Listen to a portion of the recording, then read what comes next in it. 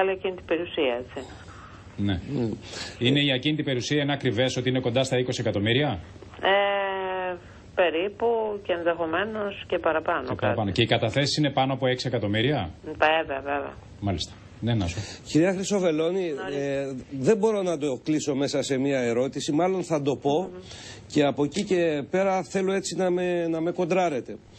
Πριν από 3 εβδομάδες ήμασταν εδώ με τον Μάκη τον Κουρίο, ο οποίος είχε κάνει την εξής καταπληκτική παρατήρηση. Είχε πει το εξής.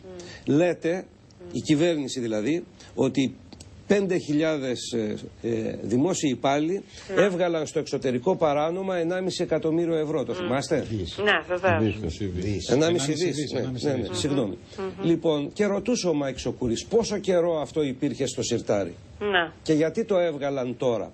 Δηλαδή είναι ένα είδος φακελοποίησης αυτή να έχεις... να δείτε, ειδικά για το κομμάτι των δημοσίων υπαλλήλων, επειδή ακριβώς ανάγεται και στον τομέα της ευθύνης μου και της κοινοβουλευτικής μου ευθύνης και αρμοδιότητος, λέω το εξής, ότι ακούγονται διάφορα για τους δημόσιους υπαλλήλους, αλλά όλες αυτές οι έρευνες και όλοι αυτοί οι έλεγχοι και αν θέλετε και η τιμωρία και κατ' επέκταση, παίρνουν πάρα πολύ χρόνο.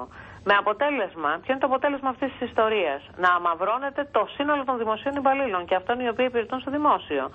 Διότι βεβαίως δεν τα έχουν αρπάξει όλοι. Το ερώτημά μου είναι άλλο όμως. Το ερώτημά μου είναι ότι αυτό υπήρχε στο σιρτάρι και κάποια συγκεκριμένη στιγμή βγήκε. Ευλόγως που τους συνέφερε το έβγαλαν. Ακριβώς. Ρωτώ, αυτή η υπόθεση, Καρατζαφέρη, πόσο καιρό είναι, αν είναι στο σιρτάρι, αν ήταν? Κοιτάξτε, σίγουρα ήτανε. Με ποια έννοια το λέω? Διότι αυτό που μου έκανε πολύ μεγάλη εντύπωση είναι ότι στην περίπτωση του Καρατζαφέρη γίνανε και πρόσφατη έλεγχη πόθεν έσχες και βρέθηκαν τα πάντα εντάξει. Και η μοναδική, αν θέλετε, παρατυπία που διαγνώστηκε ήταν για ένα ποσό, αν θέλετε, 50.000 ευρώ, αν δεν κάνω λάθος, το οποίο δεν μπορούσε να, κατά κάποιο τρόπο να ταυτοποιηθεί από πού προέρχεται και αν είναι νόμιμος κτηθέν, να το πούμε έτσι. Από εκεί και πέρα τίποτα άλλο. Δεν είχε διαπιστωθεί λοιπόν τίποτα άλλο επιλήψιμο. Και πάρα πολλά ερωτηματικά, έτσι. Βέβαια. Πάρα πολλά ερωτηματικά. Κύριε Ευγότζα, μπορείτε να μας πείτε τι μέλη γενέστε από εδώ και πέρα, αν η δικαστική έρευνα πιστοποιήσει πράγματι ότι έτσι έχουν τα πράγματα όπως τα βλέπουμε μέχρι αυτή την ώρα? Κοιτάξτε, το πρώτο είναι η άσκηση ποινικής δίωξης και βεβαίως η ποινική δίωξη σε μια πρώτη φάση θα αφορά το αναλυθές πόθεν έσχης και σε μια δεύτερη φάση το ξέπλυμα μαύρου χρήματος. Όλα αυτά που μας λέτε είναι κακουργήματα, κύριε Ευγότζα? Από το 10 και με... Το ξέπλυμα ήταν σχεδόν πάντοτε κακούργημα. Το πόθεν έσχης έγινε κακούργημα μετά το 2010 στην ακόλουθη περίπτωση, όταν δεν δηλωνόταν ένα όφελος, ένα έσοδο, ένα εισόδημα που ξεπερνούσε τα 300.000 ευρώ. Ναι. Πάνω από αυτό το όριο είναι κακούργημα και η ανακριβής δήλωση του πόθεν έσχες και έχει ένα πολύ αυστηρό πλαίσιο ποινής από 5 χρόνια έως 10 χρόνια. Αυτό όμως που είναι το πιο οδυνηρό για αυτόν που αμάρτησε είναι ότι και κατάσχεται όλη του η περιουσία και δημεύεται η περιουσία του. Δημεύεται όλη η περιουσία του λοιπόν, κοιτάξτε, όποιος μπλέξει με τις διαδικασίες του ξεπλήματος του βρώμικου χρήματος, δεν νομίζω ότι μπορεί να ελπίζει ότι θα του μείνει κάτι στην άκρη. Ξέρετε τι έχει συμβεί? Εγώ δέχομαι ότι μπορεί ή πρέπει να είμαστε υποψιασμένοι για το χρόνο. Γιατί βγαίνει τώρα αυτό το θέμα. Ναι. Αλλά μην ξεχνάτε ότι έχει βελτιωθεί πάρα πολύ η τεχνική έρευνα στα θέματα αυτά. Θα σας πω ότι τα τελευταία 15 με 20 χρόνια έχουμε αρχίσει να συζητάμε για offshore ή αλλιώς εξωχώριες εταιρείες. Υπάρχουν οι διεθνείς συμβάσεις που επιτρέπουν να διεισδύει στο σκοτεινό χώρο των τραπεζών. Μην ξεχνάτε επίσης ότι κατέρευσε σε αρκετά σημεία το απόρριτο των ελβετικών καταθέσεων. Τους κυνήγησαν ιδιαιτέρως οι Αμερικανοί, τους Ελβετούς εννοείται, και υπάρχει ένα νέο πεδίο έρευνας που είναι η Σιγκαπούρη. Ναι. Ο νέος παράδεισος καταθέσεων είναι η Σιγκαπούρη.